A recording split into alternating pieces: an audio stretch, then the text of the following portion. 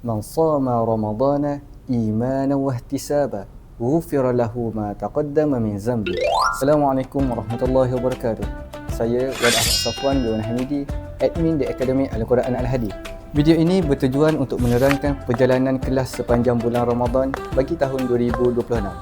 Seperti yang kita sedia maklum, kita akan menyambut bulan Ramadan Al-Mubarak pada 19 Februari hingga 21 Mac 2026. Untuk makluman semua guru, kelas akan berjalan seperti biasa sepanjang bulan Ramadan.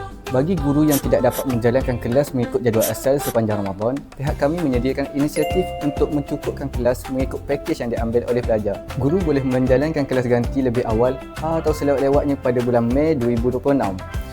Oleh itu, semua kelas yang ditangguhkan sepanjang tempoh tersebut wajib diselesaikan selewat-lewatnya bulan Mei 2026.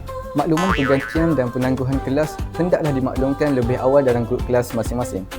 Guru juga dikehendaki merancang perjalanan kelas dengan baik bagi memastikan semua kelas dapat dicukupkan mengikut pakej yang diambil oleh pelajar. Sekiranya terdapat sebarang isu, pertanyaan atau perkara yang memerlukan perbincangan lanjut, guru boleh terus berhubung dengan saya. Kerjasama dan komitmen semua guru amat kami hargai bagi memastikan kelancaran sesi pembelajaran sepanjang bulan Ramadan. Sekian, terima kasih. Assalamualaikum warahmatullahi wabarakatuh.